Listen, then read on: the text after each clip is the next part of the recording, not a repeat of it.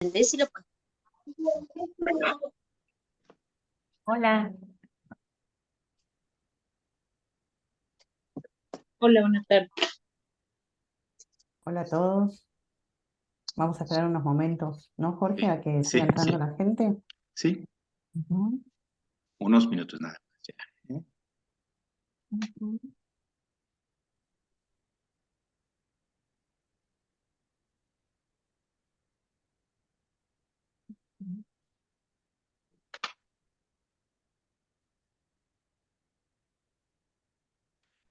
Bueno, si les parece bien, vamos a empezar. Eh, un segundo, por favor.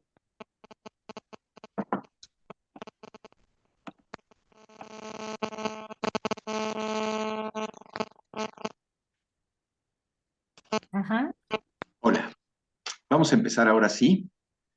Muy buenas tardes y bienvenidos a esta conversación organizada por el grupo de estudio Lacan, una lectura bilingüe. En esta ocasión tenemos el enorme gusto de recibir entre nosotros a Lara Lisenberg, que nos dará una conversación cuyo título es La importancia clínica de poder narrar. Lara Lisenberg es psicoanalista, es transmisora del psicoanálisis y ejerce desde la ciudad de Buenos Aires, Argentina. Ella gentilmente aceptó nuestra invitación y va a compartir con nosotros esto que ha estado trabajando. Antes de darle la palabra, quiero pedirle a Liliana si nos dice algunas cuestiones sobre el funcionamiento de esta reunión de hoy, cómo vamos a proceder, y después le dejamos la palabra a Lara para que nos platique. Liliana, por favor. Hola, buenas tardes a todos. Es un gusto recibir a Lara. Bienvenida. La dinámica va a ser la siguiente. Nos va a exponer su tema y de ahí, se va a generar la charla, el diálogo, algunas preguntas. Ella va a responder. Le va con la manita, ya sabemos cómo, o encendiendo sus micrófonos. Levantamos la manita y encendemos el micrófono. Y bueno, pues de nuevo, la bienvenida y pues adelante, Lara, te escuchamos con tu tema, que sobre todo es muy interesante.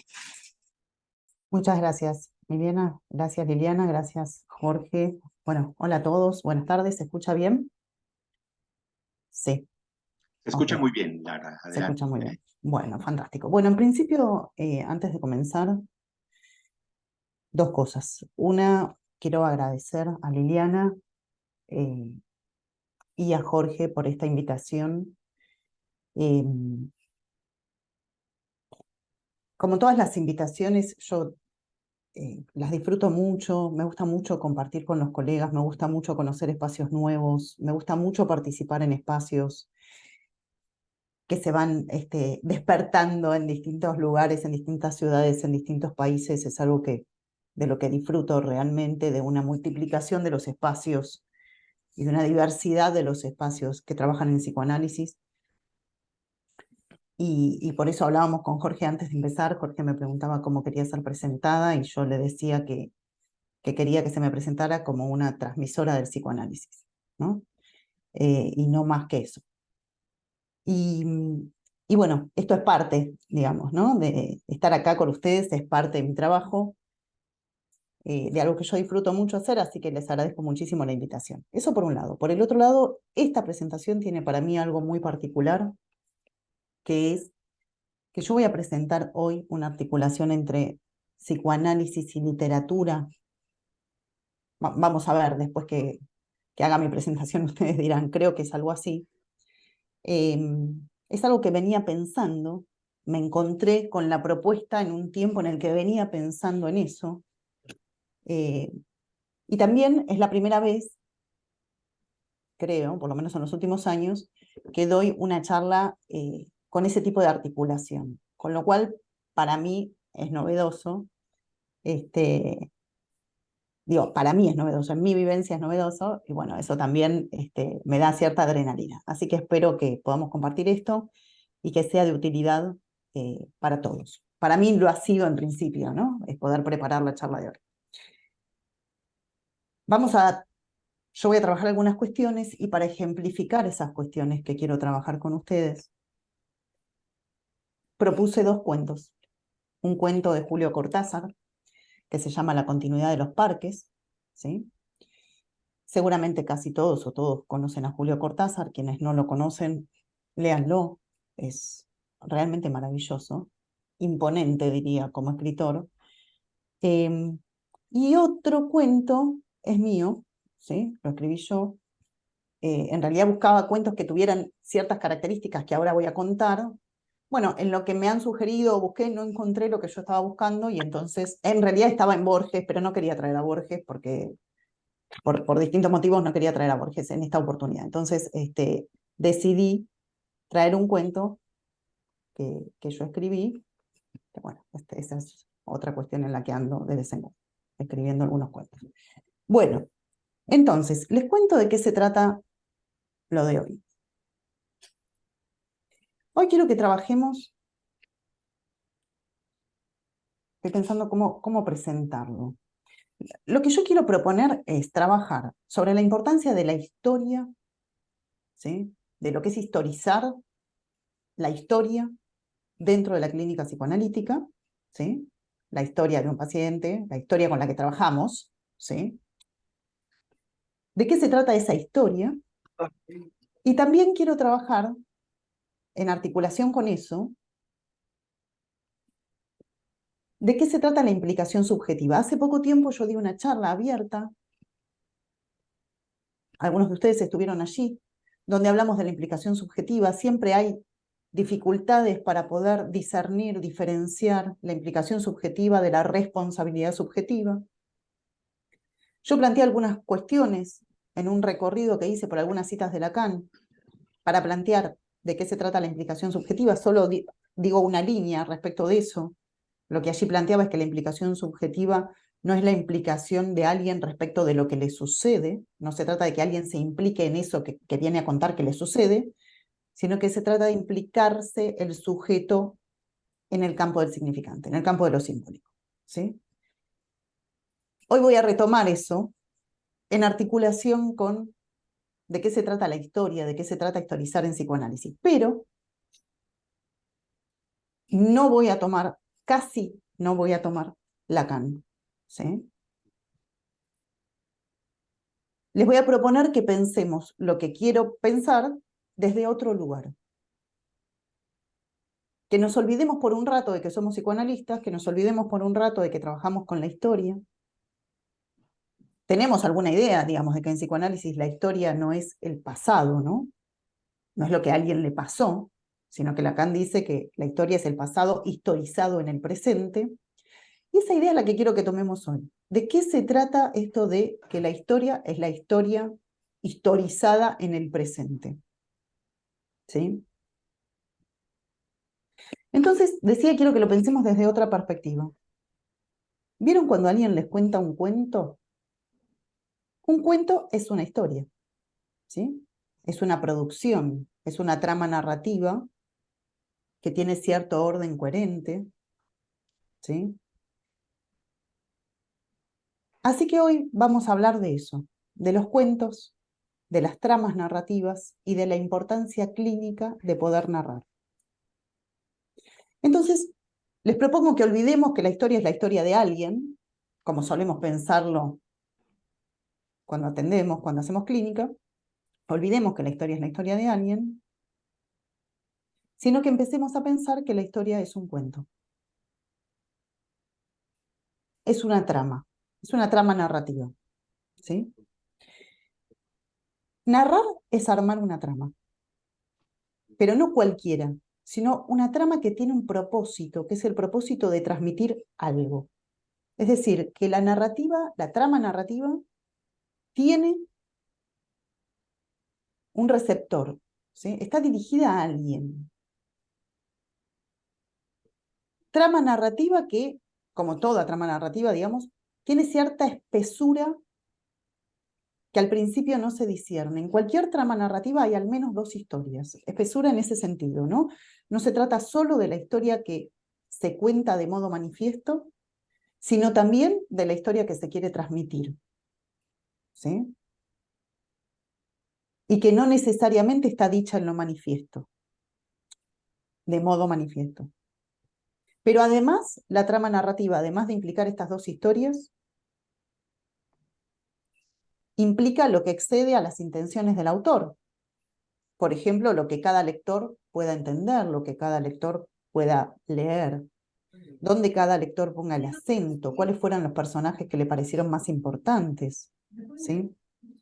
Es decir, que no hay trama narrativa sin lector, aunque más no fuera potencial, ¿sí?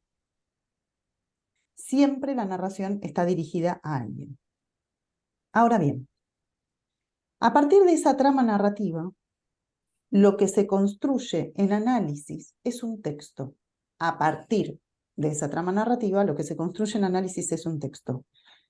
Un texto que es un armado entre el analista y el analizante, que no le pertenece a ninguno de los dos.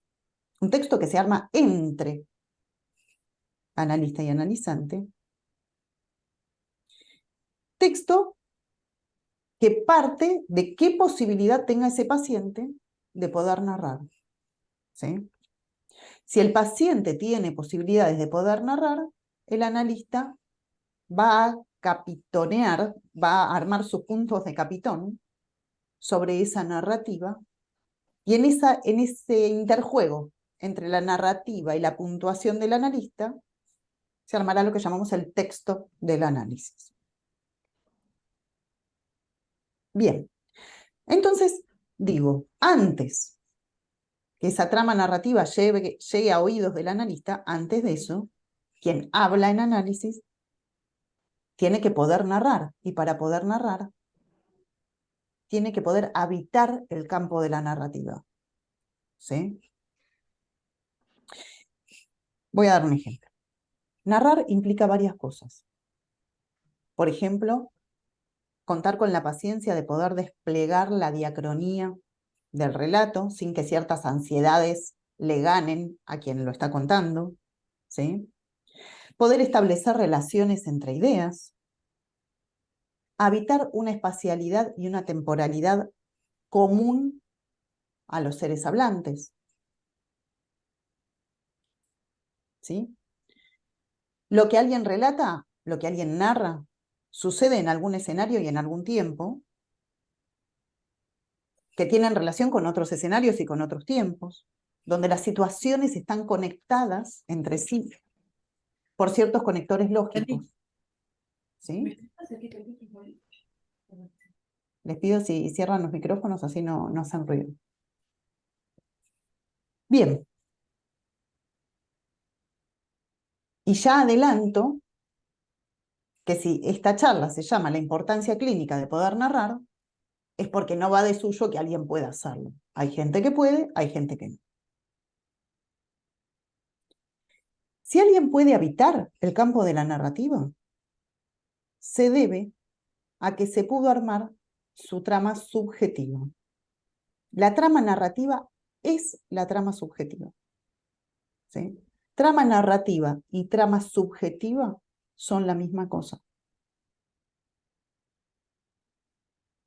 Cuando no hay posibilidades de armar una trama narrativa, lo que hay es arrasamiento subjetivo, ¿sí? Si no hay arrasamiento, la trama narrativa subjetiva, llámenla como quieran, se puede consolidar. Ahora, si yo digo que una trama es una historia de distintos escenarios, distintos tiempos, distintos personajes, historia que se va enlazando por ciertos nexos lógicos,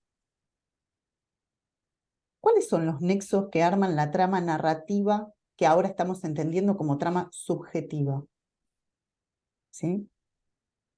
¿Qué es lo que hace que alguien pueda narrar? Es decir, que pueda armar una conexión entre distintos escenarios y distintos tiempos, una conexión lógica. ¿Cuáles son los nexos? Bueno, lo que arma trama, lo que arma, podríamos decir, una red de sentido, es la intención, lo que yo voy a llamar la intención de implicación.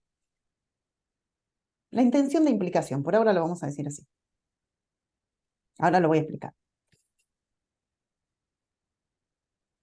La intención de explicación es lo que se necesita como condición para que la trama se arme como trama, ¿sí? Los sucesos, los escenarios, los personajes se entramen, ¿sí? Y no sean inconexos, ¿sí? No sé si recuerdan, por ahí, seguro que sí, porque son todos muy jóvenes. No sé si recuerdan que cuando íbamos a la escuela aprendíamos que los textos son textos narrativos porque cuentan con dos condiciones, la cohesión y la coherencia, ¿no? La cohesión tiene que ver con la estructura, con que las frases estén conectadas unas con otras, estén hilvanadas, y la coherencia con que se pueda seguir un sentido, ¿sí? Estoy diciendo, retomo, que la historia con la que nosotros trabajamos en psicoanálisis es una trama narrativa y ahora necesitamos ver cómo se arma esa trama. ¿Qué es lo que enlaza, arma nexo entre un elemento y otro de la trama para que haya trama? Porque si no, no hay trama, hay elementos sueltos. Es decir, vamos a decirlo así, lo que estamos tratando de pensar es cuáles son los conectores, esos nexos que conectan, ¿sí? En lingüística, los conectores que dan cohesión a un texto son ciertas palabras. Por ejemplo, porque, para, entonces, luego, ¿sí? Para nosotros, lo que arma cohesión son ciertas funciones lógicas, no son solo esas palabras, sino la posibilidad que alguien tenga de armar relaciones. Por ejemplo, relaciones causales, relaciones de finalidad. Tal cosa sucede porque tal otra, eso es una relación causal, o tal cosa sucede para tal otra, ¿sí? Con tal finalidad, es una relación de finalidad. Es decir, que alguien pueda aprehender con H las relaciones lógicas de causalidad, de finalidad, son solo ejemplos, relaciones lógicas entre términos, para que alguien pueda aprehender, vamos a ver qué es lo que se necesita, pero solo aprehendiendo esos elementos, esas relaciones lógicas, ¿sí? La trama se va a armar, va a tener una cohesión. No alcanza con que alguien venga y diga, un niñito, por ejemplo, un niño puede decir, yo como fideos porque me gusta, ¿sí? Pero que lo diga no quiere decir que entienda el tipo de relación que está armando, no quiere decir que entienda que está armando una relación donde explica una cosa por la otra. ¿Sí? Un niño puede decir cosas sin entender lo que está diciendo, ¿sí? Esto es lo que quiero situar. Alguien puede usar los conectores lingüísticos porque, para, sin embargo, etcétera, y no necesariamente tener adquiridas las nociones lógicas que esos conectores implican. Lo que estoy diciendo es que va a haber trama narrativa en tanto y en cuanto alguien no solamente haga uso de esas palabras, ¿no? Sino que tenga incorporada la lógica, esas operaciones lógicas, tengan incorporadas esas operaciones lógicas. Por ejemplo, la causalidad. Vamos a tomar la causalidad como un ejemplo que nos va a venir muy bien, ¿sí? La idea de causalidad. Tal cosa sucede porque tal otra. Bien. Entonces retomo un poquito. Yo decía hace un rato que lo que arma la posibilidad de que esos nexos funcionen, lo que arma la posibilidad de que alguien esté ingresado en la lógica de la causalidad, por ejemplo, es lo que voy a llamar la intención de implicación. Es decir, que el otro tenga la intención de implicar al niño en la trama. En el niño se armará una trama narrativa subjetiva, ¿sí? Si, solo si, el otro tiene la intención de implicarlo en la trama.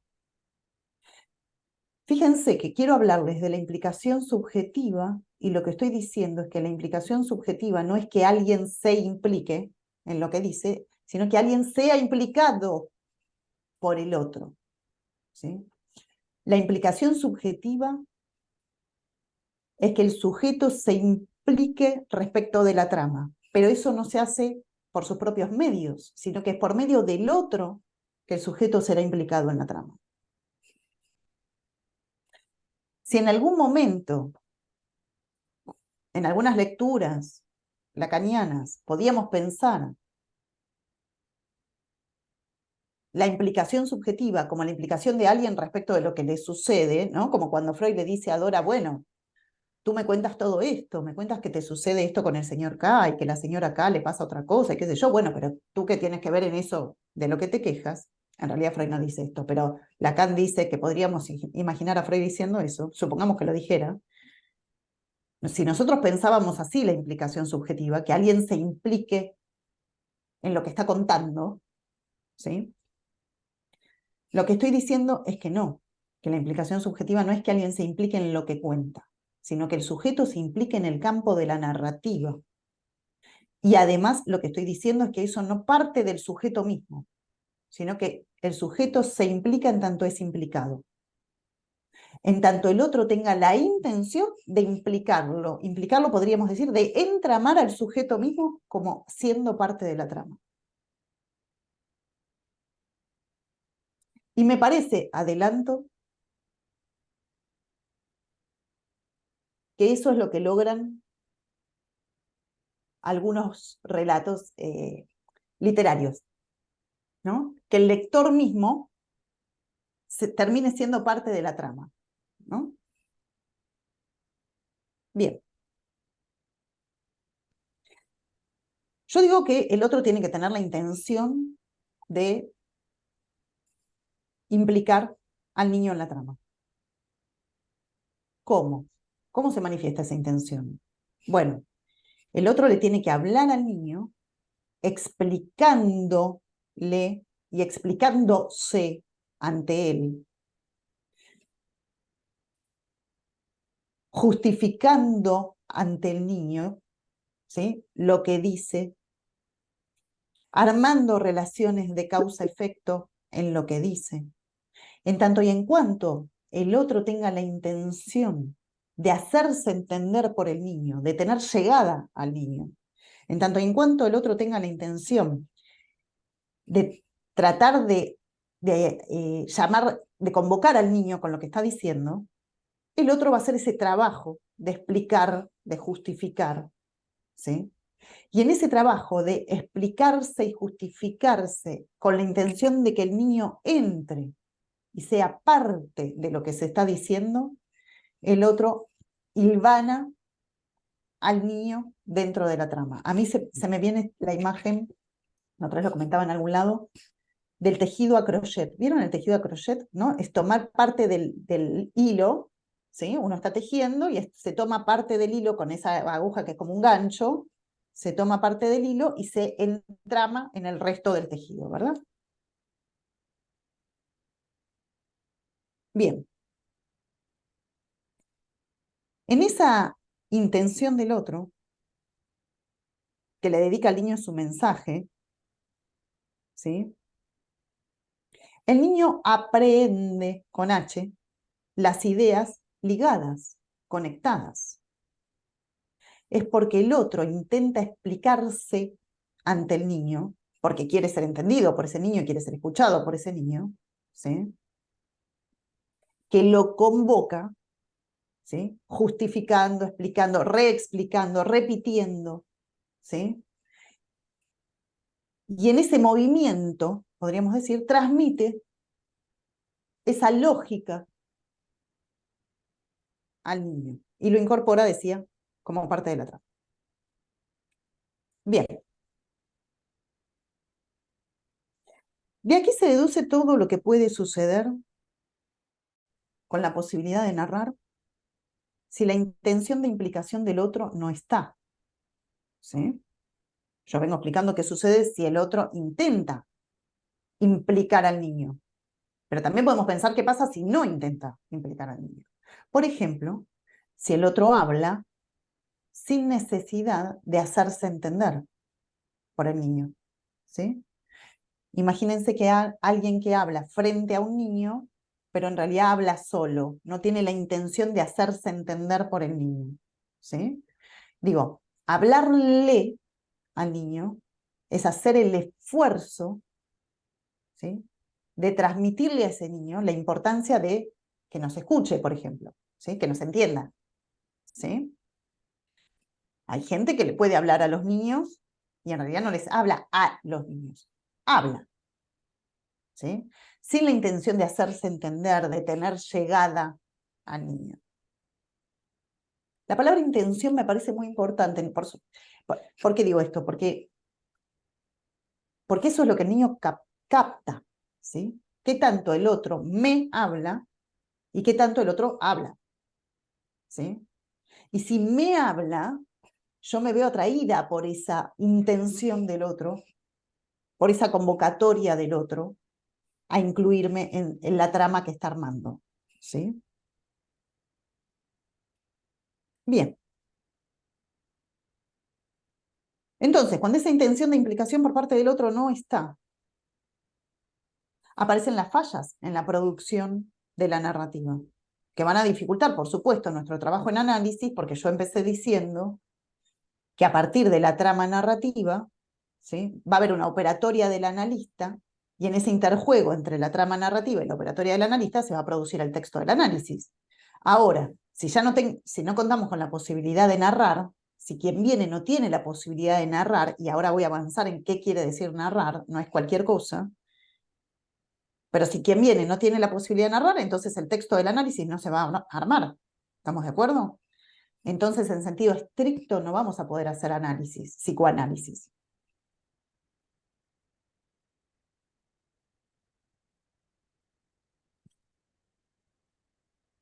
Bien. Yo dije que la trama narrativa es la trama subjetiva, ¿sí? O la subjetiva es la narrativa, piénsenlo como quieran. Quiero tomar una cita del seminario 3, de Lacan, el seminario de la psicosis. Para quienes tienen la edición de Paidós, yo lo tengo en la página 270.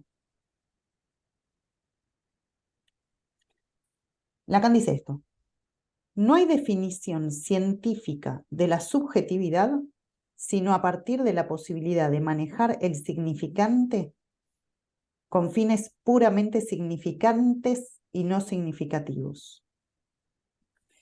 Es necesario que el sujeto adquiera el orden significante, que lo conquiste, que sea colocado, el sujeto, que sea colocado respecto de él, del orden significante, en una relación de implicación que lo afecte en su ser.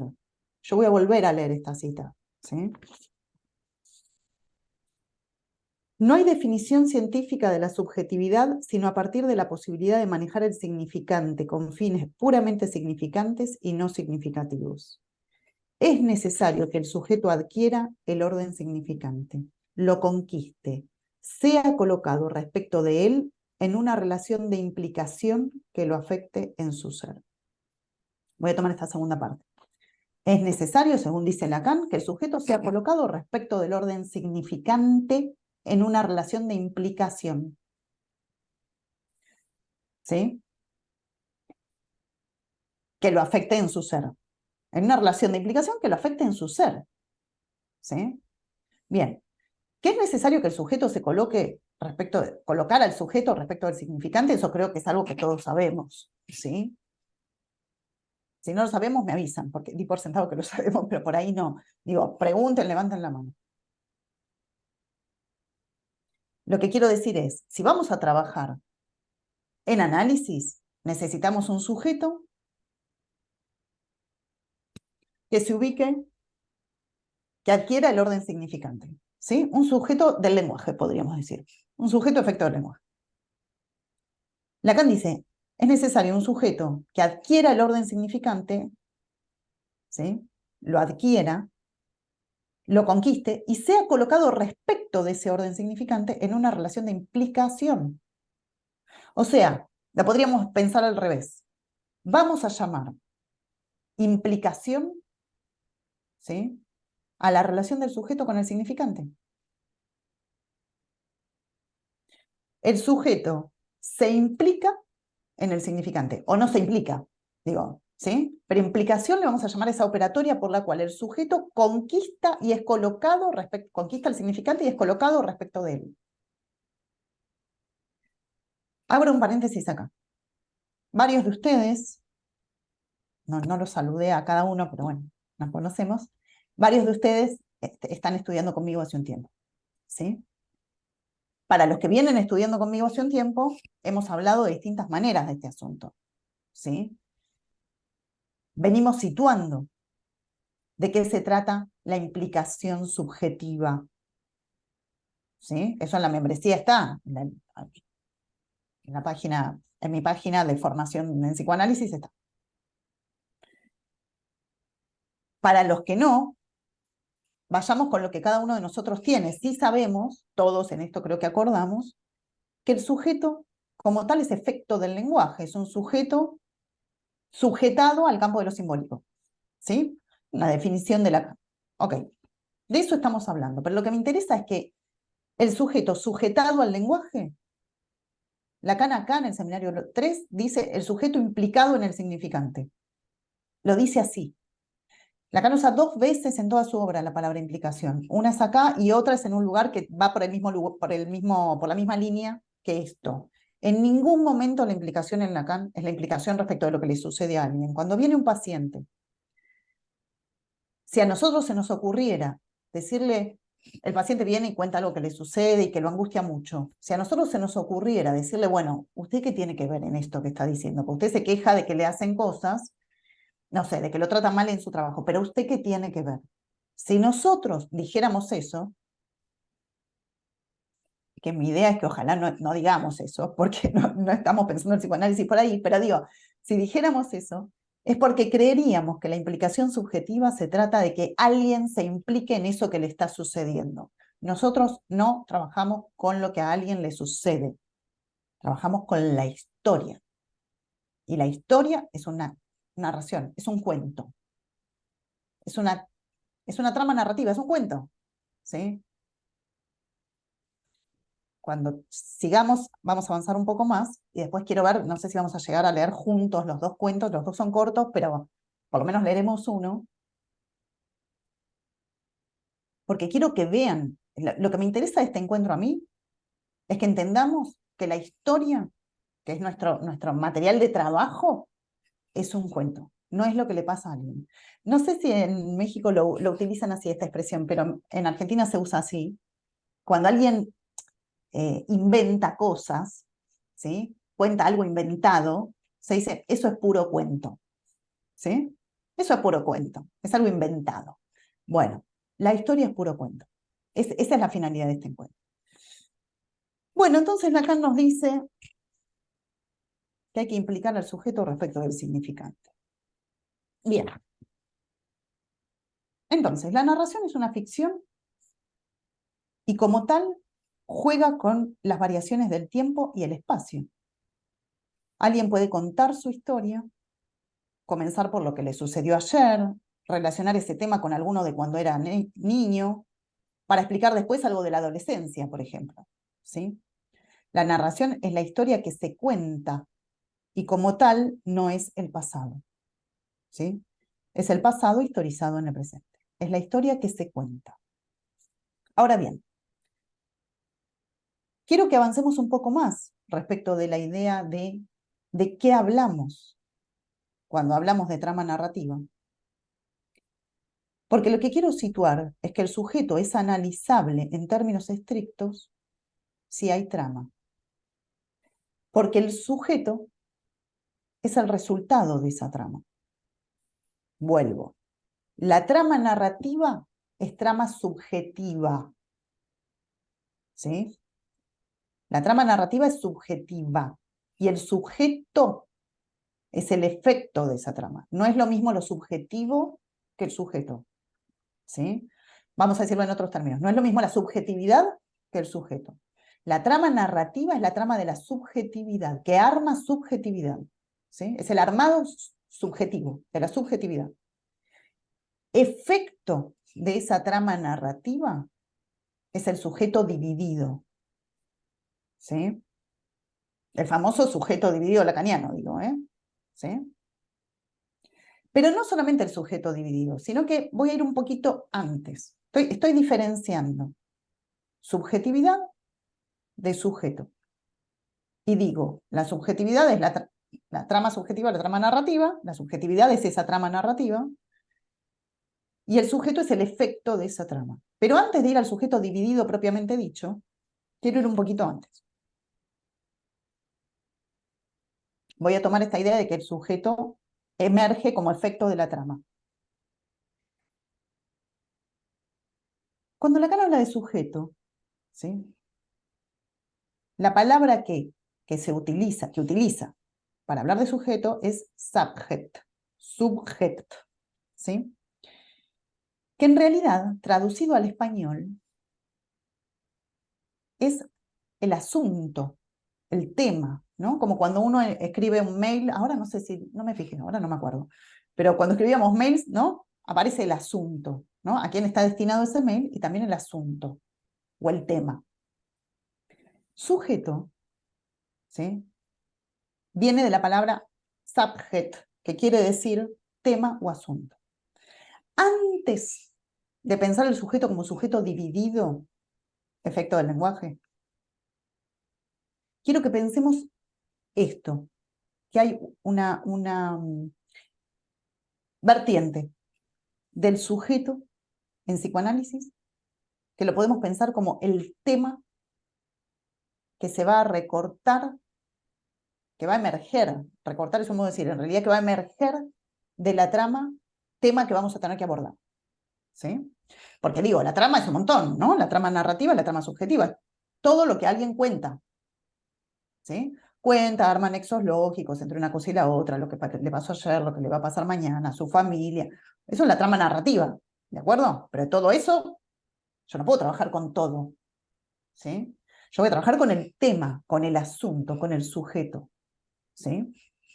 Tengo que recortar cuál es el asunto. Quiero mostrarles cómo es esto de que el sujeto, tema o asunto, resulta un emergente, o un efecto, si quieren, de la trama. Voy a dar un ejemplo. Me parece que se va a entender mejor con un ejemplo.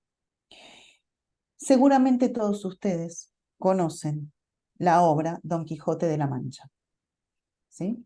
De Miguel de Cervantes Saavedra. A lo largo de la historia, distintos literatos, lingüistas, etcétera, han trabajado esa obra. Y cada uno ha abordado la obra desde algún lugar, ¿sí? Si alguien me preguntara cuál es el tema de Don Quijote de la Mancha, yo podría decir, por ejemplo, la razón y la sinrazón, ¿sí? O podría decir, por ejemplo, que el tema de Don Quijote de la Mancha es el amor como causa de un acto heroico. O podría decir que el tema de Don Quijote de la Mancha es la amistad, ¿sí? Los alcances del amor. Y así podría seguir. Todos esos que acabo de mencionar son los temas que emergen de la trama de Don Quijote. Juguemos esta idea. Supongamos que leemos Don Quijote, leemos Don Quijote, leemos Don Quijote, y alguien viene y nos cuenta, ¿de qué se trata? Y yo voy a decir, se trata de la historia de la razón y la sinrazón. Y otro va a decir, no, pero si yo la leí, para mí se trata del amor, y para mí se trata de la amistad, y para mí, ¿sí? Bien. Cada uno de esos temas vale como tema, ¿estamos de acuerdo? Digo, todos esos son factibles de ser temas de esa trama. ¿De qué depende que sea un tema o sea el otro tema? De quien lea, ¿sí? Si leo yo, para mí, El tema es uno, y si lee cada uno de ustedes, seguramente el tema sea otro. ¿De acuerdo? Tema, sujeto. ¿Sí? Sujeto quiere decir tema. Sujeto quiere decir tema. Yo no sé si se entiende esto. Lo que quiero decir es, viene un paciente, habla de un montonazo de cosas, y nosotros trabajamos con el sujeto. Que entre otros, estoy dando una arista de lo que es el sujeto. Entre otras cosas, sujeto quiere decir el tema. ¿Sí? Tengo que ubicar cuál es el tema. Ahora resulta que el tema depende de quien lee esa trama. Yo dije que es el analista el que va a venir a leer esa trama. Si yo soy el analista de este paciente, bueno, yo voy a leer un tema, pero si viene otro analista, seguramente lea otro. ¿Sí? Eso es una muestra fehaciente de que el tema no es ninguna realidad fáctica, ¿estamos de acuerdo? El tema emerge de un acto de lectura, ¿sí? De un acto de lectura sobre una trama narrativa, si es que quien viene tuvo las posibilidades de poder narrar. Si es que su otro tuvo la intención de implicarlo en el orden de lo simbólico. ¿Sí? Si se le dirigió su otro a ese paciente de modo tal de querer ser entendido por él, y entonces le transmitió los nexos entre los escenarios, los personajes, armando así una historia. Historia que no tiene nada que ver con ninguna realidad fáctica. Es una historia, es una trama narrativa, es un cuento. ¿Sí?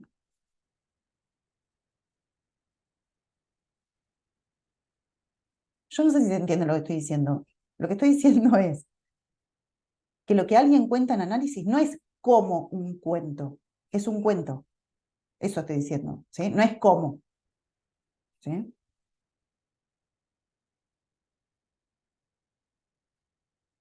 Bien.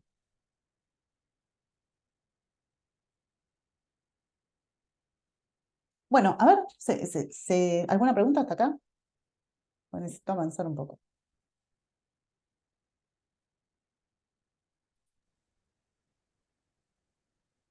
Parece que no, Lara. Si quieres, ¿te seguimos escuchando? Bueno, fantástico. Adelante. Bien. Ahora bien, voy a volver un segundito al psicoanálisis más puro, digamos. Porque uno podría decir, bueno, nosotros lo que aprendimos es que el sujeto es efecto del lenguaje. Y ahora viene Lara y dice que el sujeto es efecto de una trama narrativa. Entonces, ¿qué relación hay entre la trama narrativa y el lenguaje? ¿Sí? Y también dijimos que el sujeto tiene que estar implicado en el orden del significante. El orden del significante, el lenguaje y la trama narrativa, ¿son la misma cosa? ¿Son idénticos? ¿Sí? Bien.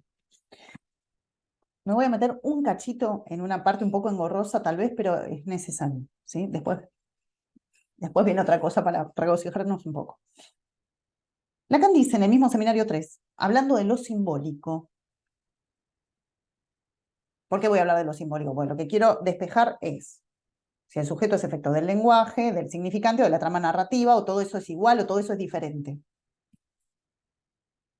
Lacan dice en el seminario 3, hablando de lo simbólico. No creo en modo alguno que haya en alguna parte un momento, una etapa, en la que el sujeto adquiere primero el significante primitivo, introduciéndose luego el juego de las significaciones, y después, habiéndose tomado de la mano significante y significado, entramos en el dominio del discurso. ¿Sí? No creo que primero se ingrese al significante, lo paso un poquito en limpio, que primero el sujeto entre al campo del significante, luego a la relación significante-significado y luego al discurso. La palabra tiene 3 etapas: significante, significación y discurso. Dice etapas, pero yo no estoy tan segura de que se refiere a etapas, porque por contexto no son temporales, ¿sí?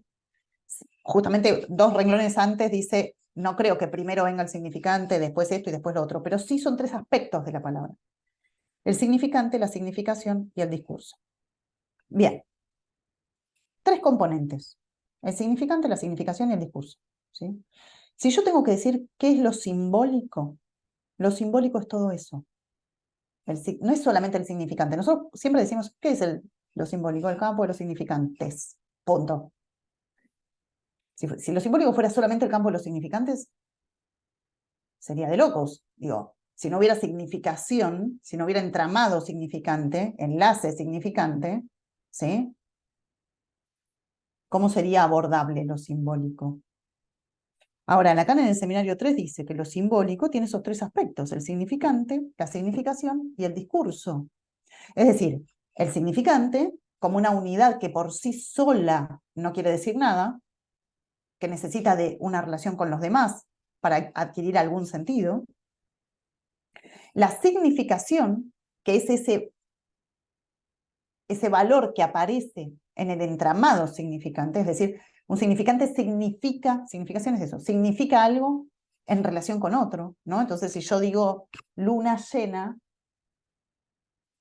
luna quiere decir una cosa, lleno o llena quiere decir otra cosa, pero luna llena no quiere decir una luna que está llena de cosas, ¿de acuerdo? Luna llena hace alusión a una fase de la luna, ¿estamos de acuerdo? Que tiene determinadas características. Si la palabra luna no enlaza con llena y enlaza con brillante, ya quiere decir otra cosa. Y si la palabra luna enlaza con alguna otra cosa que ahora no se me ocurre, quiere decir otra cosa. Eso es la significación, ¿sí?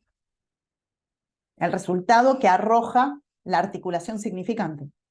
Vuelvo, lo simbólico es el significante, la significación, es decir, lo que se produce en el enlace gracias a los enlaces significantes, y el discurso. Que Lacan, seminario 3, todavía ni está pensando seriamente qué es el discurso, pero básicamente podríamos decir que el discurso es el armado de las significaciones, ¿sí?, entramadas unas con otras, ¿sí? No solamente la significación entre un S1 y un S2, sino cómo esas significaciones se arman entre sí, armando una trama, ¿sí? ¿Por qué me interesan esos tres niveles? ¿Por qué estoy diciendo que lo simbólico tiene el significante, la significación y el discurso? Porque es lo que quiero que veamos, es con eso con lo que tenemos que trabajar en el análisis. Con esas tres dimensiones, con esa espesura de lo simbólico, por decirlo de alguna manera, ¿sí? Lo simbólico no es una línea, ¿sí?, sino que tiene cierto espesor, que es lo que quiero mostrar también hoy. Bien.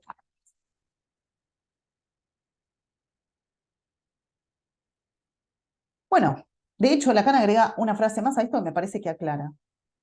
Dice, el significante, entonces, está dado primitivamente, pero hasta tanto el sujeto no lo hace entrar en su historia, no es nada. El significante está dado primitivamente, es decir, tiene una existencia primera, ¿sí?, el significante, pero hasta tanto el sujeto no lo hace entrar en su historia, no es nada. Yo quiero que cualquiera de ustedes me diga un significante, uno cualquiera, ¿sí?, uno solo, que signifique algo.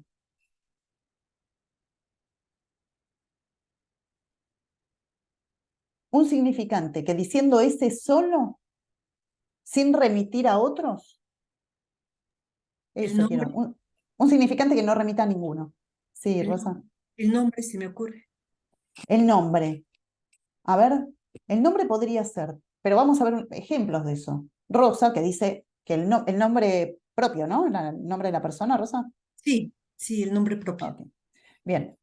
Tomemos el nombre propio. Rosa se llama Rosa, por ejemplo, tomemos su nombre. ¿Sí? Rosa, ¿a qué remite? ¿Remite solamente a ella, que se llama Rosa? Supongo que no, ¿no? Que para todos remite por lo menos a un color o a una flor, también podría ser. ¿Sí? Bien. Tomemos otro nombre, porque justo el de ella alude a algún color. No, pero además los nombres vienen con historia, ¿no? Sí, ¿qué haces, Mica? ¿Cómo? A ver, ¿qué ¿Cómo estás estás? pensando? Bien. No, pienso que por más que el significante en sí mismo no remita a nada, en general, por ejemplo, el nombre tiene una historia o cómo se le ocurrió a alguien, digo, bien enlazado igual, ¿no? Bien. O sea que el nombre está bien, lo que dice Micaela, ¿no? Que el nombre, más allá del sentido común, seguramente a Rosa le han puesto ese nombre por algo, ¿no? Está enlazado a otros significantes, aunque nosotros no conozcamos de qué se trata. ¿Sí? Yo acabo de leer, buscando nombres, leo ahí en la pantalla, tengo justo enfrente, Claudia Herrera. Yo leí rápido y no leí Claudia Herrera, leí Carolina Herrera. Una marca de perfumes, ¿no? O de ropa, de perfumes, me parece. ¿Sí? Bien. Para mí, Claudia Herrera remite a Carolina Herrera. Ahora, si yo le pregunto a cada uno de ustedes, seguramente remite a otra cosa. Lo que sí es cierto, en relación a lo que decía Mica recién, es que hasta el nombre remite a algo. Remite a quien porta ese nombre, porque ese nombre tiene una historia, pero a los otros también nos remite a algo. ¿Sí? ¿Se entiende? Siempre hay una alusión a algo. Estar en el campo de lo simbólico implica que ya no tenemos la posibilidad de pensar un significante solo sin que nos despierte alguna asociación con otra cosa. Ni aún cuando el significante sea raro para nosotros. Voy a dar un ejemplo, hablando de nombres. Erándeni. Erándeni es un nombre, yo acá lo estoy viendo, recién hablábamos con Erándeni antes de comenzar. Erándeni es un nombre que yo es la primera vez que lo escucho. ¿Sí? No sé si para ustedes es un nombre común, yo es la primera vez que lo escuchaba. ¿Sí? Bien. Sin embargo, si yo le pregunto a cada uno de ustedes, por más que no lo hayan escuchado nunca, los va a remitir a alguna cosa. ¿Sí? Por asociación fonética inclusive, ¿eh? No por el sentido, sino por asociación fonética. ¿Sí? Bueno, de hecho, a mí, Erándeni me sonó a eran de mí. Eran de mí. ¿Sí? Y a cada quien le suena lo que le suena. ¿De acuerdo? Pero necesariamente estar en el campo de lo simbólico implica que el significante suelto, que no remita a ninguna cosa, ya no es posible para nosotros. Ahora vuelvo. Lacan dice, el significante entonces está dado primitivamente, pero hasta tanto el sujeto no lo hace entrar en su historia, al significante no lo hace entrar en su historia, no es nada. O sea que por un lado el sujeto entra en la historia, en la trama narrativa del otro, ¿sí? El otro lo adentra en la trama narrativa, pero a la vez el sujeto toma el significante y lo adentra en su historia. No es en una sola dirección ese movimiento, esto quiero decir. No es solo que el otro introduce al sujeto en el campo significante, sino que el sujeto toma el significante y lo introduce en la narrativa, se introduce en la narrativa y se hace parte de la narrativa. Bien.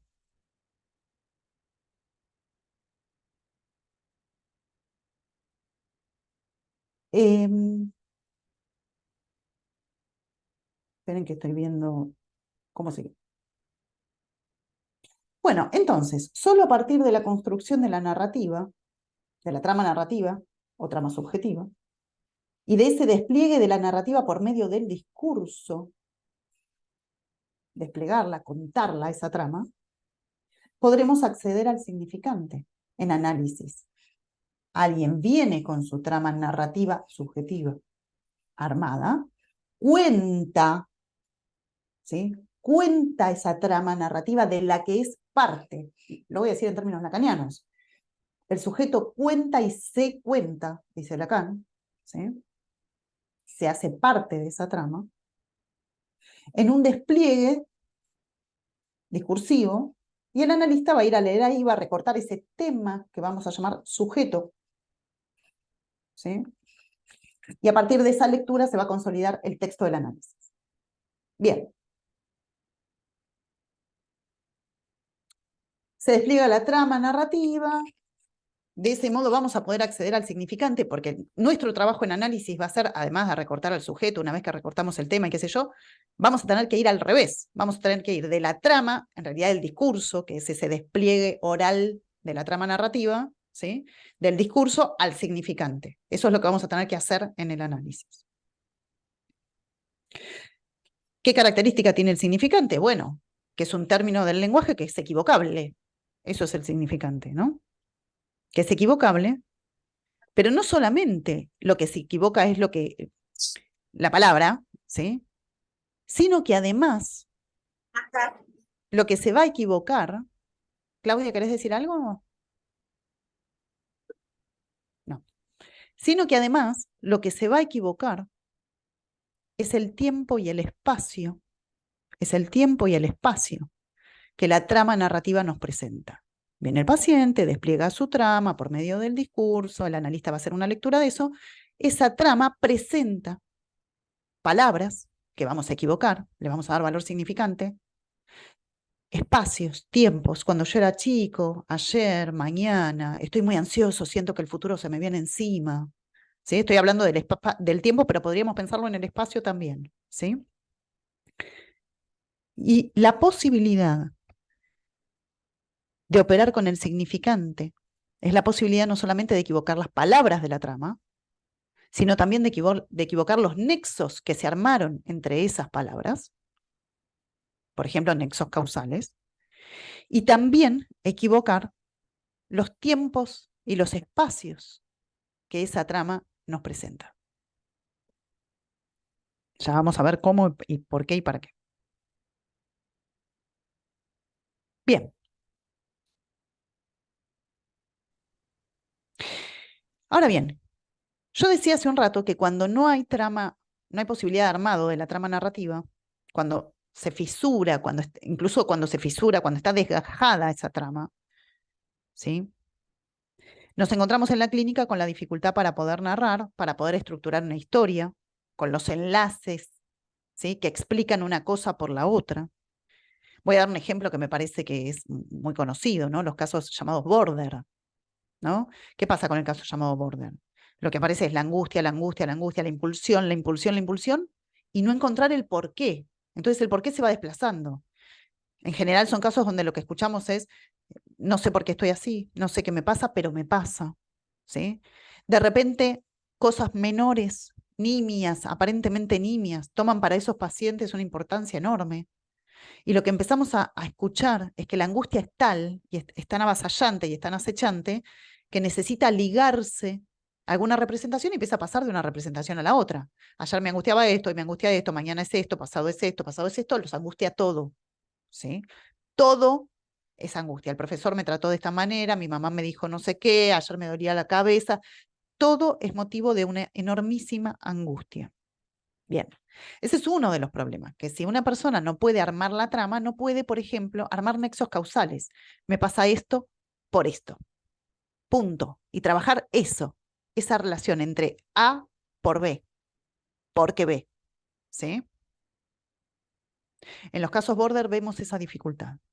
Para el tema, para recortar el tema, para que el paciente recorte algún tema, independientemente del que recorte el analista, pero para que el paciente recorte un tema sobre su misma trama,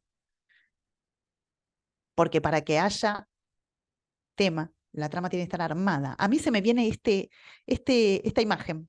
¿Vieron los hologramas? ¿No? Bueno, en las películas se ve, por ejemplo, de ciencia ficción, ¿no? Entonces alguien pone la mano así y aparece acá, me viene una imagen que me parece que es de la Guerra de las Galaxias, ¿no? Algún personaje que pone la mano así y entonces, no sé, aparece Yoda acá, ¿sí? Como un holograma. Sin el soporte de la trama, no aparece el tema, ¿sí? Bien, decía, en los casos donde la trama está desgajada o donde no se ha podido armar bien por algún motivo o se desgajó, ¿sí? El sujeto aparece desilvanado de la trama, ¿sí? Lo cual produce que todo le resulte terrorífico, porque la trama es un soporte. La trama narrativa, que es lo que habitualmente llamamos historia, es un cuento, pero sin ese cuento lo que hay es terror, ¿sí? Bien, les quiero leer un pequeño fragmento de un cuento de Clarice Lispector que se llama Amor, que me parece que muestra muy bien esto de la ruptura de la trama, el efecto de la ruptura de la trama cuando, ¿no? Cuando la trama está desgajada y entonces yo digo aparece el terror, ¿sí? Porque si uno no puede vivir en un cuento, aparece el terror. El cuento es muy lindo, yo recorté una parte nada más, se los voy a leer. Un poco cansada, con las compras deformando la nueva bolsa de malla, Ana subió al tranvía. Depositó la bolsa sobre las rodillas y el tranvía comenzó a andar. El tranvía se arrastraba, enseguida se detenía. Hasta la calle Humaitá tenía tiempo de descansar. Fue entonces cuando miró hacia el hombre detenido en la parada. La diferencia entre él y los otros es que él estaba realmente detenido. De pie, sus manos se mantenían extendidas. Era un ciego. ¿Qué otra cosa había hecho que Ana se fijase erizada de desconfianza? Algo inquietante estaba pasando. Entonces lo advirtió. El ciego masticaba chicle. Un hombre ciego masticaba chicle. Inclinada, miró al ciego profundamente, como se mira lo que no nos ve. Ana dio un grito y el conductor dio la orden de parar antes de saber de qué se trataba. El tranvía se detuvo. Los pasajeros miraron asustados. Incapaz de moverse para recoger sus compras, Ana se irguió pálida. Una expresión desde hacía tiempo no usada en el rostro resurgía con dificultad, todavía incierta, incomprensible. Pocos instantes después ya nadie la miraba. El tranvía se sacudía sobre los rieles y el ciego, masticando chicle, había quedado atrás para siempre. Pero el mal ya estaba hecho. La bolsa de malla era áspera entre sus dedos, no íntima como cuando la había tejido. La bolsa había perdido el sentido y estar en un tranvía era un hilo roto. Expulsada de sus propios días, le parecía que las personas en la calle corrían peligro, que se mantenían por un mínimo equilibrio, por azar en la oscuridad. Y por un momento la falta de sentido las dejaba tan libres que ellas no sabían hacia dónde ir. Notar una ausencia de ley fue tan súbito que Ana se agarró al asiento de enfrente, como si se pudiera caer del tranvía, como si las cosas pudieran ser revertidas con la misma calma con que no lo eran. ¿Sí? Me gustó este fragmento del cuento, porque si bien aparece una contingencia en el cuento, ¿no? Ella está con su bolsa de compras en el tranvía y ve a un ciego que mastica chicle y a partir de ahí se rompe la trama. Hay una contingencia. Esa bolsa tejida para mí es esa representación de esa trama. Se rompe la bolsa y todo empieza a ser tremendamente oscuro, ¿no? Ella empieza a ver a la gente en peligro, ella empieza a ver que la gente no sabe para dónde ir, que hay ausencia de ley, que se tiene que agarrar fuerte de donde está sentada. Incluso el cuento sigue, es tremendo, porque en ese mismo estado ella llega a su casa y desconoce a sus propios hijos, ¿sí? Eso pasa cuando se rompe la trama. Perdona, Lara, Sí, ¿nos puedes decir el nombre del cuento? No sé si lo dijiste. Amor se llama, Amor. Amor de Clarice Lispector. Exactamente. Gracias. ¿Sí? Bien. Ahora bien.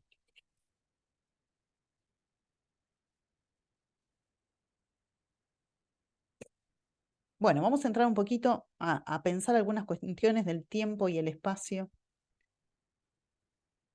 en la trama narrativa. Voy a tomar un mate. Bueno, ¿cómo es el tiempo y cómo el espacio? Edificados gracias al significante. ¿Cómo se manifiestan el tiempo y el espacio cuando el significante está entramado en la trama narrativa y cuando por ende el sujeto está implicado como parte de esa trama? Hablemos del tiempo. Sabemos que el tiempo en las neurosis es un tiempo cronológico, establecido en un orden simbólico imaginario, un tiempo capaz de graficarse en una línea de tiempo, ¿sí? Puede tener distintas direcciones, puede ir del pasado al futuro, del futuro al pasado, pero es lineal, ¿sí? Bien. Freud planteaba una temporalidad diferente a la de ese tiempo lineal, que es el tiempo retroactivo.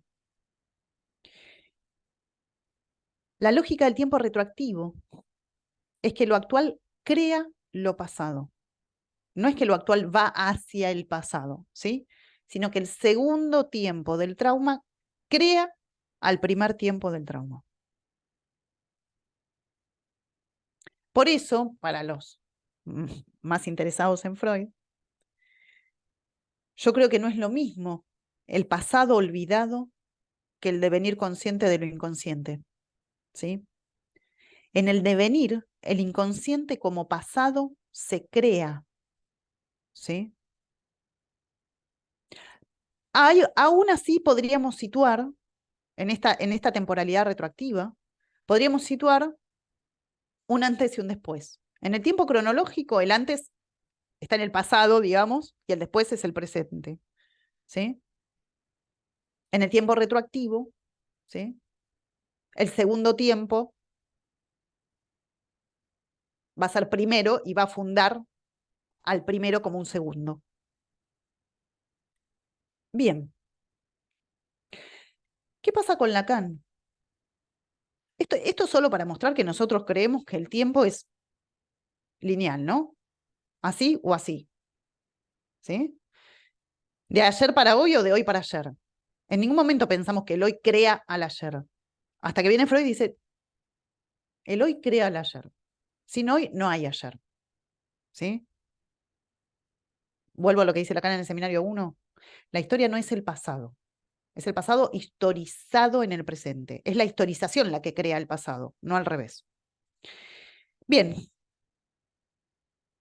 Lacan en el seminario 1 va a hablar del futuro anterior. Otro modo de pensar la temporalidad, ¿no?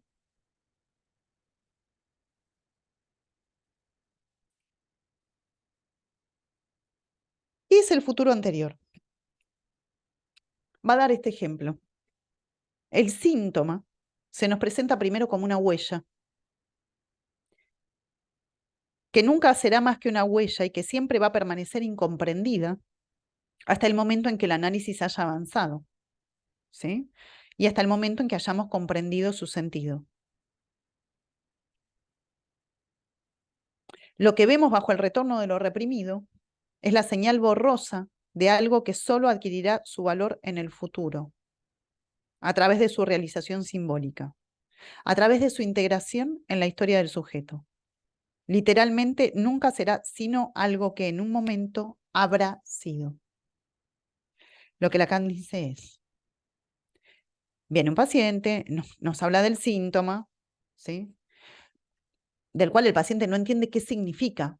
Me pasa esto, pero no sé por qué me pasa, ¿sí? Hace una descripción, pero no entiende qué sentido tiene ese síntoma, qué significa ese síntoma. Una vez que empieza el movimiento del análisis, se le puede dar sentido a ese síntoma. Ah, ese síntoma significa que en realidad cuando yo era niña lo que me pasaba era tal cosa y por eso se generó este síntoma, ¿sí? Hasta ahí tenemos la idea freudiana, ¿no? El presente crea el pasado. Pero Lacan dice algo más. Solo si hay ese trabajo, entonces el síntoma habrá sido el producto de eso que pasó en el teórico pasado que se creó a partir del presente. Parecía un trabalengua. Vamos de nuevo. Yo puedo decir,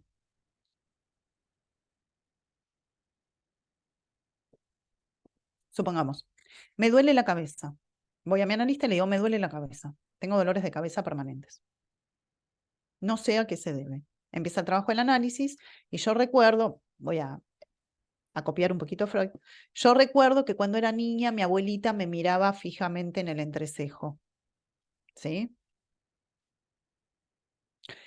Entonces, tenemos lo actual, me duele la cabeza, crea un pasado, ¿sí? Ah, claro, cuando yo era chiquita mi abuelita me miraba fija en el entrecejo. Esa es la causa, ¿no? Y entonces, solo a partir de ese pasado, yo puedo decir que ese síntoma habrá sido efecto de esa causa. El síntoma se consolida como una consecuencia de la causa, no es un efecto, es una consecuencia. El síntoma se consolida como consecuencia de esa causa y en cuanto esa causa es creada a partir del presente. ¿Se entendió eso?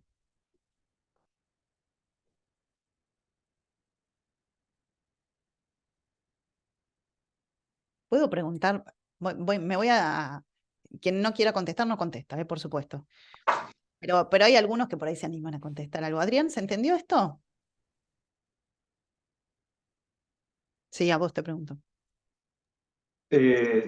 Sí, sí, creo como una manera de volver o de crear eso que estaría, que un pasado que no es de lo fáctico, sino que siempre se está diciendo de alguna manera y siempre que se dice se está moviendo también, no sé, algo así. Bien, perfecto. Hasta ahí tenemos la creación del pasado, eso está muy bien. Pero el habrá sido introduce algo más, que es, a partir del presente se crea el pasado como causa, y es ese pasado el que le da al síntoma valor de consecuencia de esa causa. Porque si no, el síntoma no es consecuencia de esa causa, es un malestar. ¿Sí? A ver, Isabel, ¿estás por ahí? Sí, aquí ando. ¿Se entendió, Isabel, lo que dije? Sí, bueno, es interesante porque ese habrá sido siendo, de alguna manera, no. O sea, no solo remite al futuro, sino que ha estado siendo todo ese tiempo hasta ahora, ¿no? Lo cual me parece Exactamente, que introduce algo un poco más complejo todavía. exactamente. Bien. Lo que me interesa a mí no es tan hoy, no es tanto que se entienda al dedillo lo que estoy planteando porque es complejo, pero sí, si se logra después de esta charla la sensación de que el tiempo no es una línea, ¿sí? Si podemos entender después de esta charla que el tiempo no es una línea y que lo que el análisis introduce es justamente poder jugar con todo la amplitud que tiene. Hola Luisa, ahí te leo. Con toda la amplitud que tiene el tiempo, que es toda la amplitud que tiene el significante, es la posibilidad que da el significante. Si se entiende que el significante va a sacar, va a hacer de ese tiempo cronológico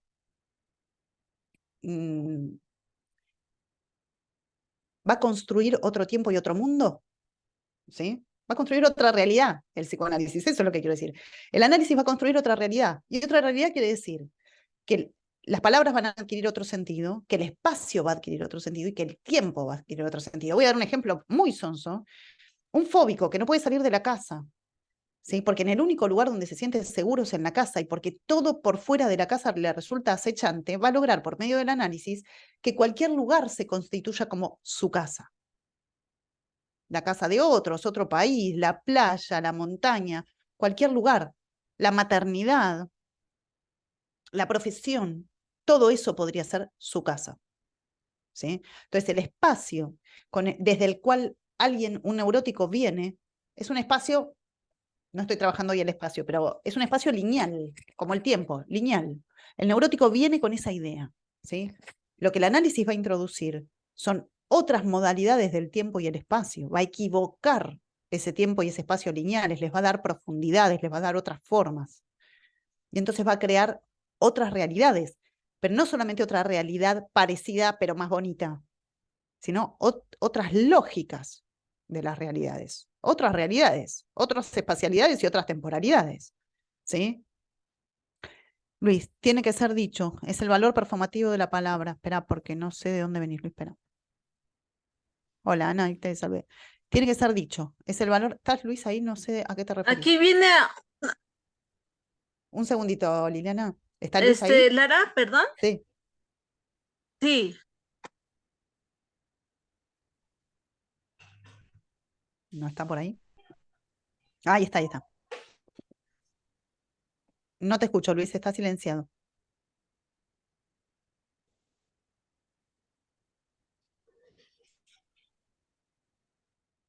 Está silenciado, ¿eh? No te escucho. Tenés cerrado el micrófono.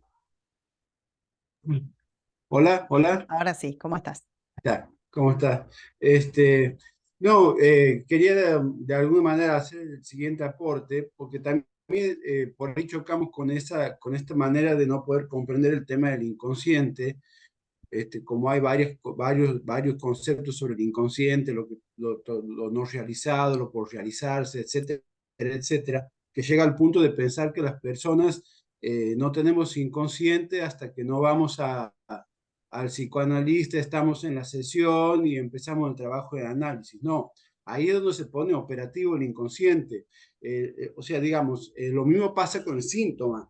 El síntoma, hasta que no hay un trabajo analítico y se vuelve un síntoma analítico, el síntoma no es que no existe, el síntoma existe, solo que a través del decir en análisis, ese decir que es por medio de la palabra, pero la palabra en su uso performativo como acción, es donde alcanza verdaderamente lo que estamos de alguna manera o estás desarrollando vos, que es el tema del significante dentro de una cadena, produciendo efectos, produciendo canciones y todo lo demás, por vía del analista. Obviamente, por supuesto, el analista es fundamental en este sentido. Pero a lo que yo Perfecto. voy es que no pensemos que todo el mundo ocurre en la sesión analítica y que antes la persona no tiene inconsciente y todo lo demás. O sea, Sí, pero en todo caso está es bien la eso. acción, Está bien. es la acción de la palabra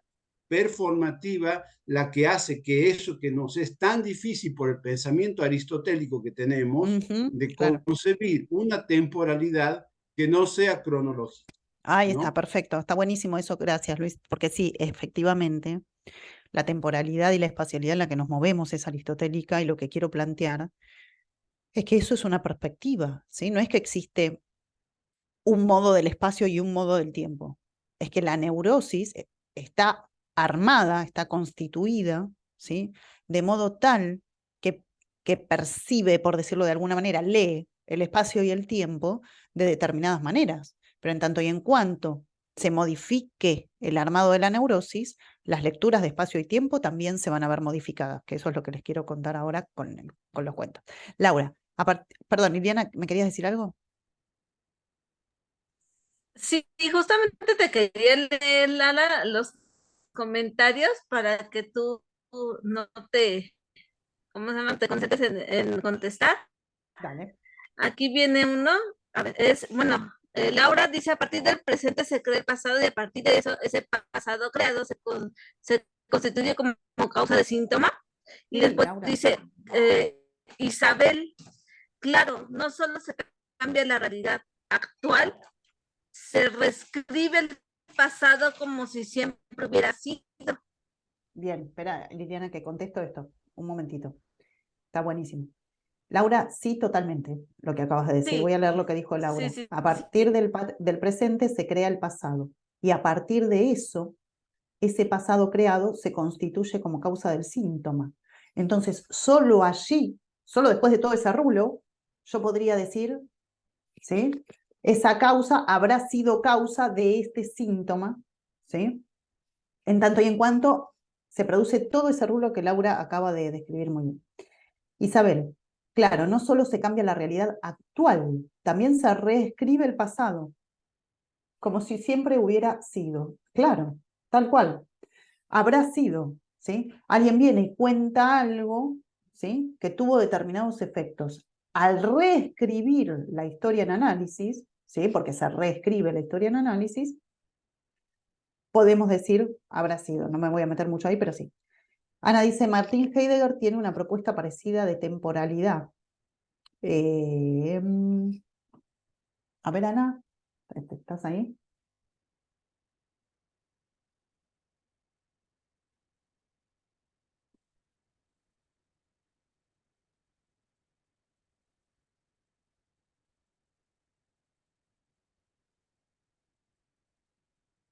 Ah, no puedes usar micrófono, ok. Bueno, no, porque no sé bien a qué te referís, pero no importa. No te preocupes. Carmen, ¿me querés leer ahí, Liliana? Mientras por ahí Ana está escribiendo. Claro que sí, sí. A ver, es que me aparece. Me parece, perdón, que A ver, alcancé a leer que... disculpa, Lara, a ver, ahorita me aparecen las preguntas.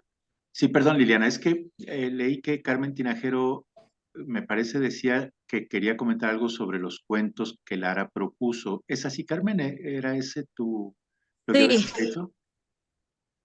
Pero, sí. Lara, ¿te parece si Carmen dice algo sobre los cuentos, aunque tú Sí, todavía no Carmen, nos has ¿querés dicho comentar algo? exactamente qué. No, no, lo que propongo es que diga, que Lara, Ah, hola, que ella. que es muy interesante, quisiera articular esto con los cuentos, que si Claro. podría hablar un poco de los cuentos, Sí, sí, de a eso alguno voy, por lo ahí menos, voy. ¿no? Necesito terminar esta introducción Ah, y ya, bueno, igual ok, por cuestiones ok, de tiempo, pero ahora gracias. ya estoy yendo, ya Ok, terminamos estas preguntas y voy ahí a los cuentos. muy bien, sí, ok. ¿Había algún otro comentario, Liliana? No, por el momento ahorita no, nada. Ok, bueno. Bueno, entonces,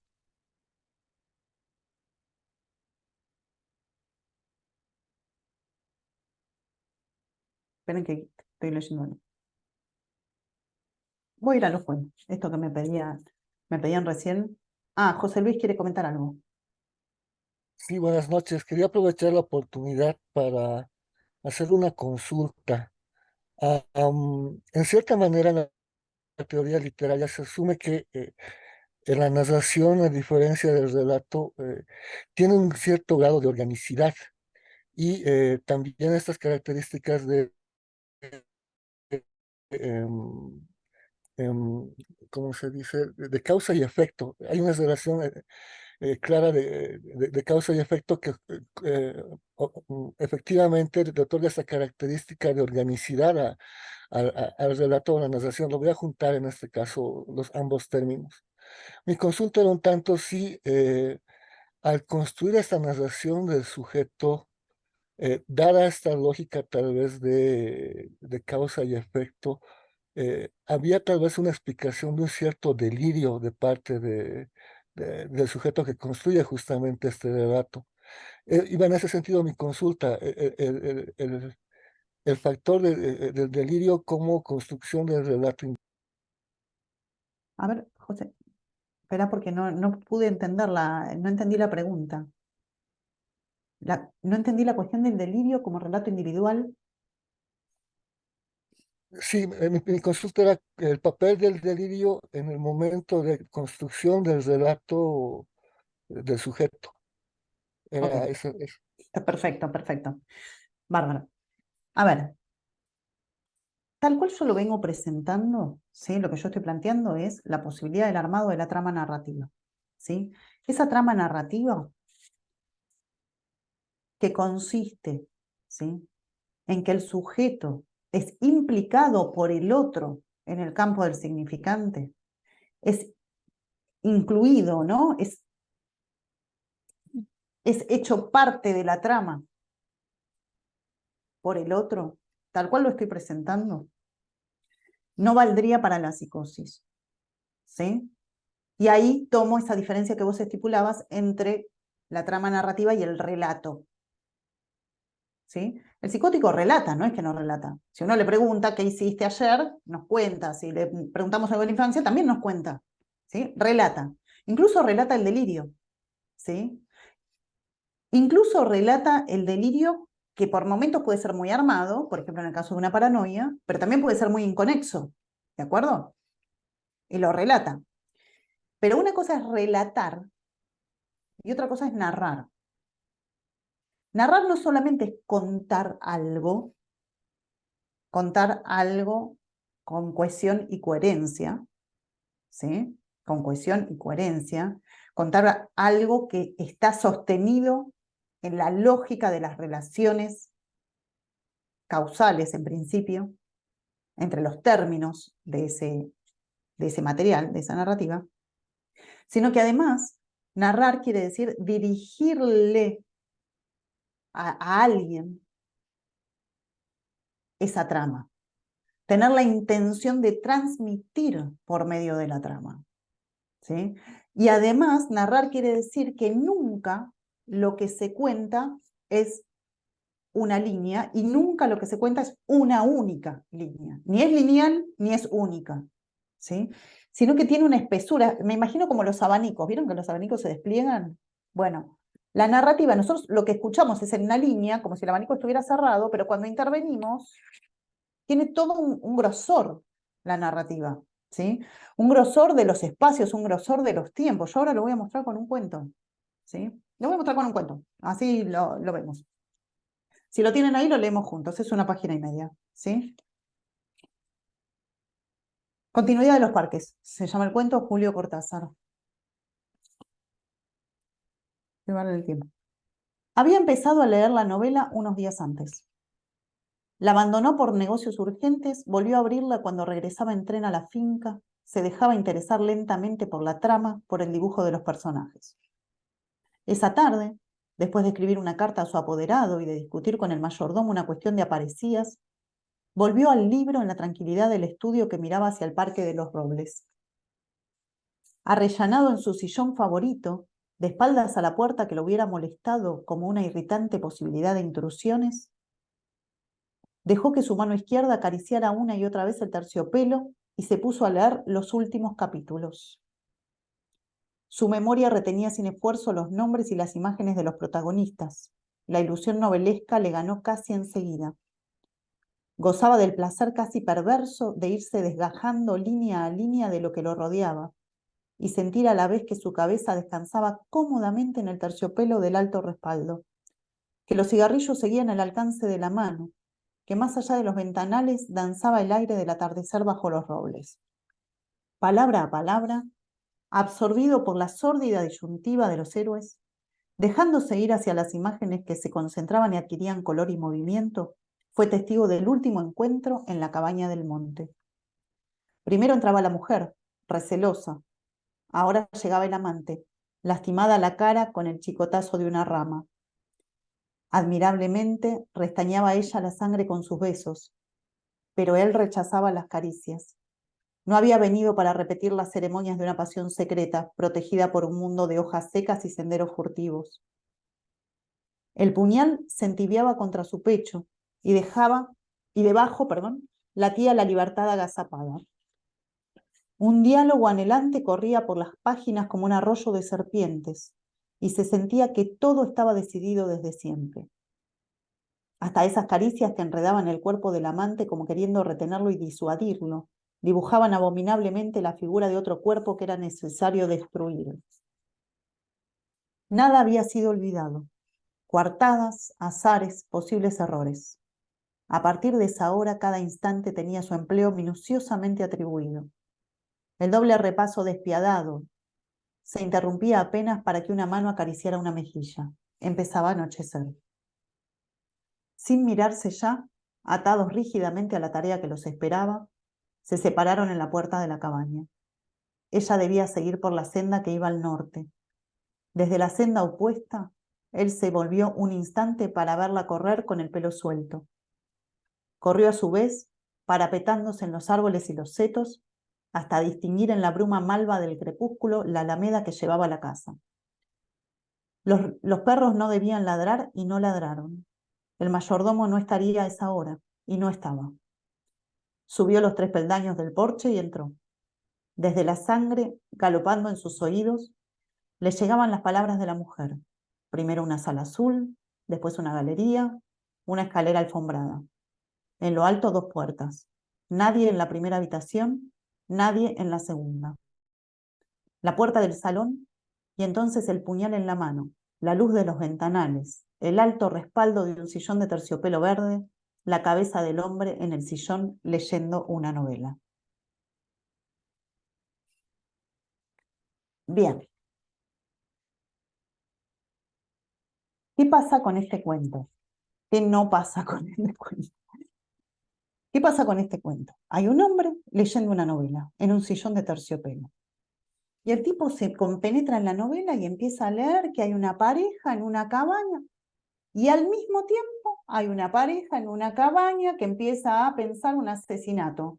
El tipo está en el sillón y la pareja empieza a planificar el asesinato hasta que uno entra en la casa del tipo. La pareja que estaba en la novela, protagonista de la novela, entra en la casa del tipo que está leyendo con el puñal en la mano. El hombre entra con el puñal en la mano. Bien. ¿Dónde empieza este cuento? No donde empieza el relato, ahí podemos hablar del relato y la narrativa. El relato empieza en, había un hombre en un sillón verde que leía la novela. ¿Dónde empieza la narración? ¿Dónde empieza la historia? ¿Sí? Recordemos, trama narrativa es historia. ¿Dónde empieza esta historia?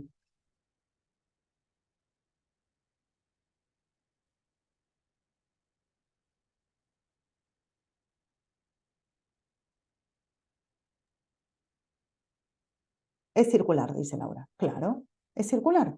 No podemos decir dónde empieza. Podemos decir dónde empieza el relato. Había una vez un hombre que estaba sentado en un sillón. Ahora, ¿dónde empieza la historia?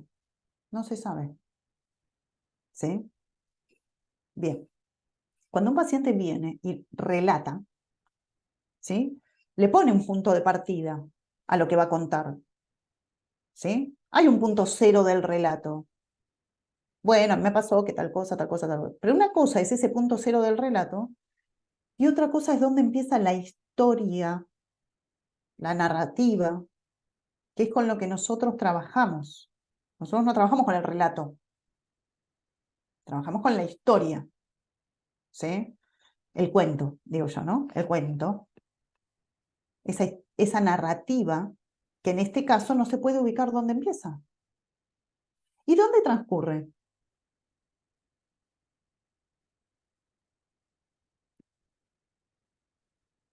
Porque podríamos decir, transcurre en la casa del lector, del hombre que está leyendo la novela, pero también podríamos decir al revés, transcurre en la cabaña donde esa pareja está imaginando, o podríamos decir, transcurre en los dos lugares al mismo tiempo. A ver si lo encuentro.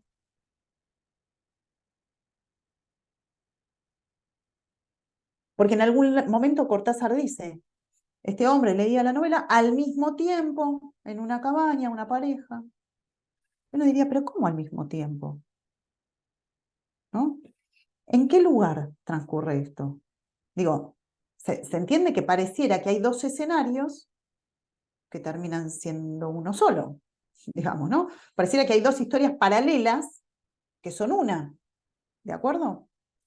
Laura dice todos al mismo tiempo en todos lados. Sí. Bien. Cuando alguien cuenta en el análisis sus peripecias, por dónde anduvo en la vida, cuenta de sus lugares, ¿no? Sus escuelas, el club, los lugares, la casa familiar, la otra casa donde se mudó, bla, bla, bla, arma un relato, una cosa lineal. ¿Sí? Primero esto, después esto, después esto, después esto. Cuando nosotros empezamos a intervenir, ¿sí? Los lugares ya no son esta casa, esta casa, esta casa y esta casa. Los lugares pueden ser, todas esas casas pueden ser una casa. O una sola casa puede ser 10 casas a la vez. Y en mi casa había 2 casas, porque una casa era la de mi papá y una casa era la de mi mamá. Funcionaban en el mismo espacio físico, pero había 2. Entonces, si alguien, ¿se entiende lo que estoy diciendo? Una lectura de un analista permitiría pensar que en una casa hay más de una casa, por ejemplo. O que en muchas casas no hay ninguna. Que alguien que tuvo muchas casas no tuvo ninguna. ¿Sí? Eso es equivocar el tiempo y el espacio. En se me trabó el teléfono. En un ejemplo mucho más discreto que el de Cortázar, en alusión al tiempo, no sé si al espacio lo tenemos que pensar, pensémoslo juntos, les voy a leer un cuentito que escribí hace un tiempo. ¿Sí? Y después los escucho. El cuento se llama Estoica. ¿Sí? Y dice así. Mientras Estoica cortaba las cebollas para la receta que le salvaría el almuerzo, pasos de animal prehistórico se acercaron a la cocina. El rugido del estómago de su hijo la inspiraba en su cocinar a diario y la desafiaba a un cálculo novedoso de las cantidades. Él se acercó con la voz agravada y enlentecida. Las veces anteriores había iniciado las conversaciones halagándola por su sensatez. Ante relatos de sus hijos, otras madres se agarraban fuertemente el lado izquierdo del pecho e inhalaban hasta absorberlo todo. Acompañaba sus elogios con el té de rosa mosqueta, apenas unas gotas de la jalea familiar usada como endulzante. Tomaba a Estoica del brazo con la complicidad de 2 seres solos en un mundo injusto. La acompañaba a la mesa y le contaba sus historias adolescentes. Esta vez, ella escuchó lo más atenta que pudo el relato seco en voz barítona. Luego de la confesión, hecha como si la confianza entre ellos hiciera del hito una cuestión frugal, lo miró y lo abrazó alrededor del cuello, ahora bastante más grueso que la última vez, a la espera del gesto cómplice que los llevara a la mesa del té mejor servido. Stoica sintió un olor blancuzco y una congoja disimulada en la verdura picada. Pequeños cristales salieron de sus ojos llevándola a imágenes del pasado. Recorrió visualmente los metros de pasillo por detrás de ese ser, que lo habían recibido el día en que llegó cubriéndose la nariz con las manos, estreno de un cuerpo entusiasta. Él llegó a casa y caminó a las apuradas desde la puerta principal hasta el recibidor. Stoica, que había desarrollado la capacidad de comprender cuándo se requerían primeros auxilios y cuándo unas pocas palabras cicatrizantes, entendió que su hijo solo necesitaba compartir la impresión y el alma le volvió al cuerpo. Cerró los ojos para retener el abrazo. En la negrura, detrás del torso de anchura reciente que la envolvía, la silueta de su hijo con un bolso a cuestas recorrió los metros de pasillo hacia la salida de la casa, que parecían menos que los que habían recibido al niño golpeado en la nariz. Sus estaturas de edades diferentes se superponían desordenadas, y su talla se inflaba lentamente hasta desbordar por los costados y se desinflaba hasta quedar infantil. Los brazos del hijo se desentendieron. Stoica abrió los ojos. En el perchero del recibidor, el bolso colgado con un paraguas cuyo mango asomaba. Tienen que pasar ríos enteros de madurez para que alguien quiera usar paraguas, pensó. La boca seca de Stoica pedía un sorbo del té de rosa mosqueta. Sostuvo la mirada firme en la mesada límpida, anhelando retomar la preparación de un almuerzo inútil. Se acercó y tomó la cuchilla. Hizo un corte decidido, naciente de un caudal de lágrimas de curso lento. Tras el llanto esmerilado, un bebé recostado en la mesada movía sus brazos y piernas como si nadara en el aire. Las manos de madre masajearon el cuerpito de bordes borrosos con ternura, los bracitos, el torso, la panza y esquivaron el cordón grueso insertado en el ombligo, que estaba cerca de desprenderse. Stoica rogó para sí que demorara unos días más. ¿Cuánto tiempo un bebé se considera recién nacido?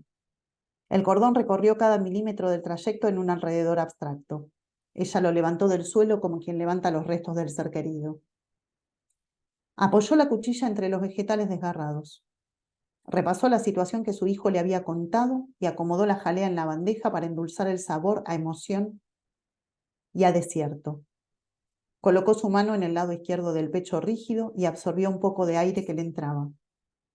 Él tomó su bolso y se dirigió hacia la puerta, los pasos cada vez más silenciosos por el pasillo de salida. Ella, desorientada, volvió a la preparación.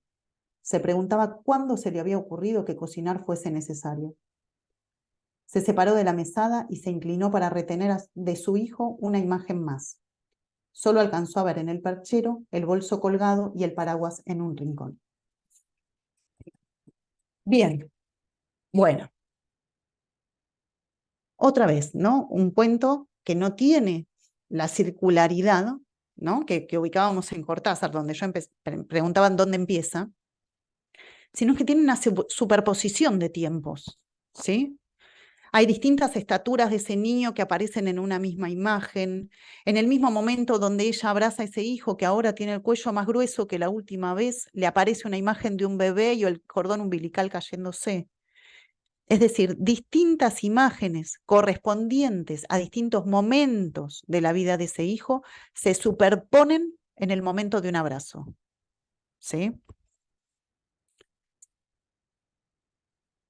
Es decir, que en los tiempos de una narración pueden, como diría Freud, pervivir lado a lado cosas que pasaron hace 20 años, que pasaron hace 10, que pasaron hace 5 o que pasaron ayer. ¿Sí? Todo eso puede convivir en el mismo tiempo. Eso es la lógica del inconsciente, ¿no? Entonces, considerar que la historia con la que trabajamos es la trama narrativa implica que la acción del analista sobre esa trama, la lectura del analista y la intervención del analista, va a hacer que esa trama que el paciente trae como un relato,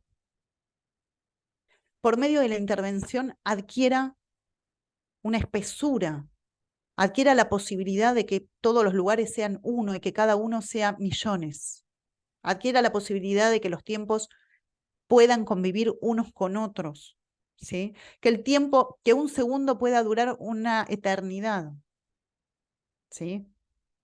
O al revés, que una eternidad cronológica pueda durar en un instante. Eso es lo que el significante puede hacer, ¿sí? Si la trama narrativa estuvo constituida, si ese sujeto está entramado, está implicado en el campo del significante, está entramado porque el otro tuvo la intención de implicarlo en una trama, de la cual se hace parte. Si todo eso sucedió, entonces las posibilidades de un análisis son estas: hacer de un relato vulgar y sufriente, podríamos decir, una espaciación. No sé si es un término lacaniano, pero conocí a un analista que trabajaba mucho esa idea de la espaciación de la estructura, ¿no? Agarrar la estructura y amplificarla, ¿sí? Potenciarla, eso diría, ¿no? Como la potencialidad, ¿sí?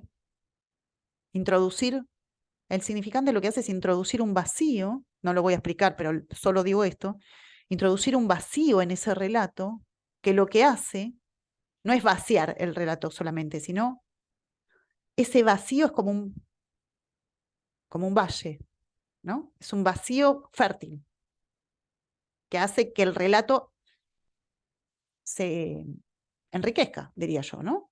Se convierta en una obra literaria, por ejemplo, ¿sí? Dar aire, como el soplo originario. Sí, exactamente.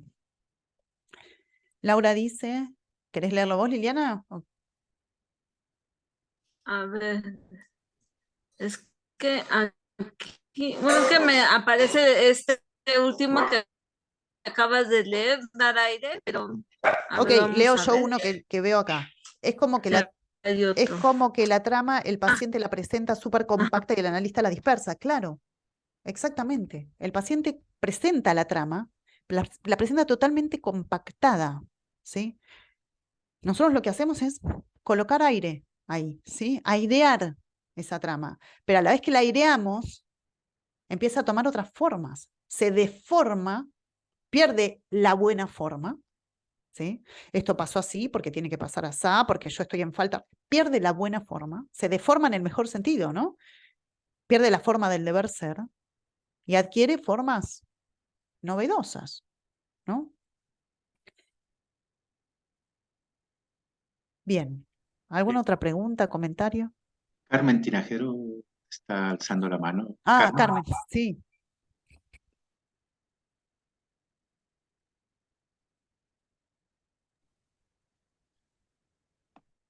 ¿Ya se oye? Sí. Te Sí, se oye. escuchamos muy bien, Carmen, sí. Ah, bueno, qué interesante, muchas gracias, Lara. Pero yo empecé como a dar vueltas a la cuestión ante esa pregunta y la diferencia en relación al delirio, a la psicosis, ¿no?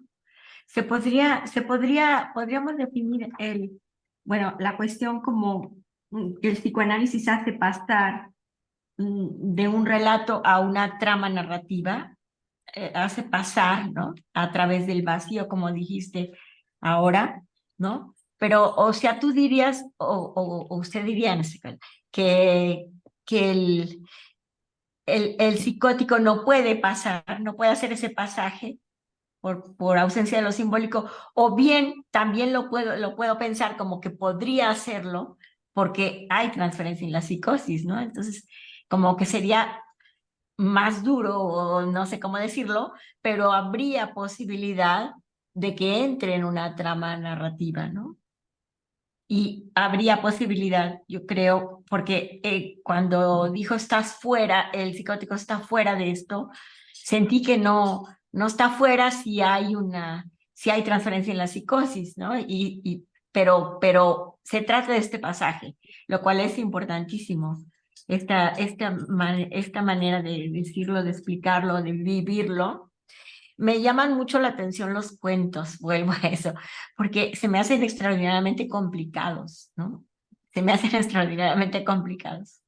Esta cuestión digamos, este pasaje que más bien es circular, ¿no? Con el cuento de Cortázar es tremendo, ¿no? Como es tremendo porque, digamos, hay una subversión de realidad bárbara, ¿no? Como que no, entra en el relato, pero ¿de qué forma entra? Es como lo real, como un pasaje, pasaje a lo real, ¿no? Como ya el cuchillo ahí junto a él, como es una manera extraordinaria de relatar, pero nos deja, a mí me deja pasmada, no entiendo, o sea, lo veo más fácil en el análisis que en el cuento. Bien. Sentí el cuento demasiado, ¿qué decir? Inaccesible, como que me encantó esto que dijiste, se puede convertir en una obra literaria la vida, ¿no?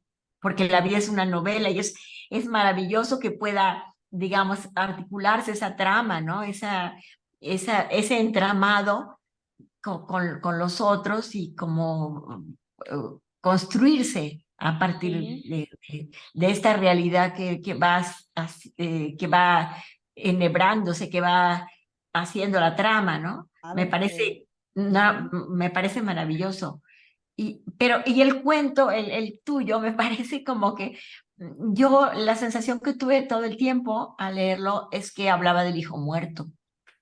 ajá. Pensé Bueno, que...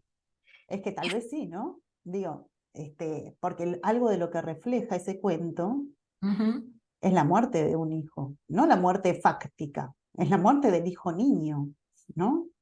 La muerte del hijito que fue. Yo sentí que era el lamento del hijo que no fue. Eso sentí, eso leí. Bien, pero Pero espera porque tengo mucho para responderte sí, y no sí. me quiero olvidar de lo que me estás planteando. Ujú, Voy a empezar por la cuestión del cuento de Cortázar, ujú, porque Carmen dice, el cuento de Cortázar me resultó inaccesible, muy difícil, ¿sí? Porque juega con la realidad de un modo muy, muy raro, ¿sí? ujú, No tenemos mucho tiempo para adentrarnos ahí, pero si ustedes se fijan, en realidad el manejo de Cortázar en ese cuento es una banda de Moebius, ¿sí? Yo creo que estoy en una historia que va por acá y de repente me encuentro en otra escena. Y no entiendo cómo pasé de esta escena a esta. ¿Cómo pasé de que hay un tipo que está leyendo una novela ujú. a la escena de la cabaña donde está esa pareja pensando un asesinato? No sé cómo pasé. Eso es la banda de Moebius, ¿no? Pasar de una escena a la otra sin que nos demos cuenta cómo. Entramos en otra realidad. Bien, por supuesto que puede ser más o menos accesible el cuento en sí mismo, pero a mí me interesaba mucho, porque lo que me parece que es realmente difícil de acceder, y por eso yo entré por el lado de los cuentos, es que a ver si se entiende que la lógica del inconsciente, ¿sí? Estamos de acuerdo todos, creo, que el inconsciente no es coherente, es atemporal, dice Freud, ¿sí? Freud explica qué quiere decir atemporal. Atemporal quiere decir que todos los tiempos pueden vivir al mismo tiempo, ¿sí? Rige el proceso primario. ¿Qué quiere decir que rige el proceso primario? Que no hay una relación lógica, no hay una relación coherente en el inconsciente, digo, entre una cosa y otra cosa, ¿sí? Por ejemplo, voy a dar un ejemplo. En el inconsciente, algo más grande puede habitar dentro de algo más chico, porque el inconsciente no es coherente, ¿sí? Entonces, lo que yo quería traer es que la lógica del inconsciente implica, yo no usé la palabra inconsciente porque fui por otros conceptos, pero la lógica del inconsciente implica que todos los tiempos puedan pervivir lado a lado, que los espacios no sean los espacios que nosotros creemos que son los espacios, ¿sí? Físicos, delimitados, claritos, ¿sí? Esta lógica de los cuentos, la de los dos cuentos, es la lógica del inconsciente. Después está la interpretación que cada uno puede hacer. Carmen pudo entender que se trataba del hijo muerto, otro puede entender otra cosa. Ese es el sentido que le damos al cuento, ¿sí? Yo no traje los cuentos para darles un sentido, sino más bien al revés, para hacer oír el sinsentido. Esa madre que abraza a un hijo que es adolescente y ve un bebé, ¿sí? Y ve un bebé y ve a un niñito que entró con la nariz ensangrentada cuando era un niño y a la vez ve la talla de su propio hijo que se infla y se desinfla. Es incoherente, ¿sí? Pero esa es la lógica del inconsciente. Para esa madre, cuando viene ese hijo adolescente a contarle algo, ¿sí? Desde su vida adolescente, cuando le viene a contar, ¿sí? a ella se le activan todas esas imágenes y todas esas sensaciones a la vez. A la vez, ¿sí? Bien, y esa es la lógica del inconsciente. Esa es la lógica en la que nosotros nos adentramos. Esa es la propuesta del psicoanálisis lacaniano. La propuesta del psicoanálisis lacaniano no es que alguien traiga un relato y cambiemos ese relato por un relato mejor. Si estoy hablando de las neurosis estables, después tenemos que hablar de otros cuadros, pero en neurosis estables no es cambiar un relato por uno menos sufriente. En Lacan, no es eso. Es esto que estoy planteando, ¿sí? Eso por un lado. Respecto de la psicosis, digo media palabra. ¿El psicótico puede entrar en la trama narrativa, pasar del relato a la trama? En estos términos que lo estoy planteando, una trama que tiene una espesura, que tiene un aireado. No, no puede, porque no está en la lógica del significante, ¿sí? Está en la lógica del signo. Puede relatar, puede contar, ¿sí? Pero no puede equivocar. Si yo le cuento este mismo cuento a un psicótico, lo broto en 5 minutos, o sea, no lo resiste, ¿sí? Eso es un modo de decir que lo broto, no sé si lo broto, pero digo, se entiende que si para nosotros es desconcertante, porque los dos cuentos que acabamos de describir, apuntan a un sinsentido, quiebran el sentido, los dos quiebran el sentido, es como que no los podemos seguir, digo, pero ¿de qué está hablando este cuento? Es difícil de aprender, imagínense para la psicosis.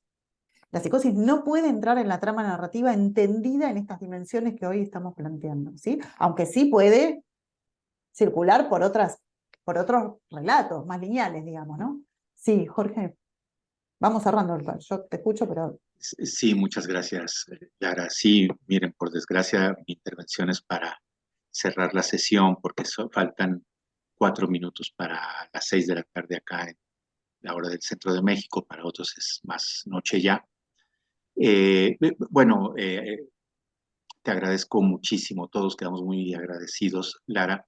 Yo quisiera concluir, digamos, no concluir, pues decir unas palabras retomadas de lo que tú planteaste que me parecieron muy interesantes y que yo creo que podrían dar para pensarlo la cuestión esta de la psicosis, por ejemplo, que introduce ahorita Carmen, que otra persona participó cuando dijo lo del delirio, que tú tocaste ahorita. La frase es la siguiente, voy a compartirla con ustedes, es una frase de Lara Lisenberg, que yo destaco de todo lo que ella nos planteó hace un momento. El tema, sujeto, sujet, digamos, emerge de un acto de lectura. Yo no sé si podría pensarse que el tema, sujeto, sujet, psicótico, depende de un acto de lectura del analista. Bueno, lo dejo ahí. Muchísimas gracias, Lara. Muchas gracias a todos por su atención.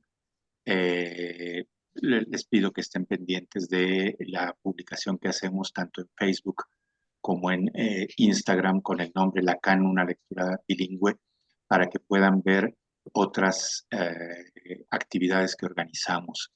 Muchas gracias a Liliana, muchas gracias a Erandeni. Lara, ¿quisieras cerrar de algún modo? No, les agradezco a todos los que están acá, a todos los que han participado. Lo que me interesaba del encuentro de hoy principalmente, entiendo la complejidad del asunto, pero justamente lo que me interesaba era que podamos salirnos de lo que solemos pensar respecto de con qué trabaja un análisis y con qué trabaja un analista, ¿sí? Y me parece que hay algo que tal vez quedó claro, que es que trabajamos con una ficción, ¿sí? Y eso implica un montón de cosas, entre ellas todo lo que acabo de decir al final, pero trabajamos con una ficción y eso no lo tenemos que olvidar. Estoy hablando en las neurosis, la psicosis es otro capítulo que vale la pena tomar aparte, ¿no? Para pensar estas cuestiones. Muchísimas gracias por la invitación, Jorge, muchas gracias Liliana por la invitación también y a todos ustedes por haber compartido este momento. Gracias, Mariana. Les mando un beso grande a todos. Muchas gracias. Gracias. Gracias a todos y hasta pronto. Gracias, Lara. Hasta luego. Hasta luego. Gracias, muy interesante.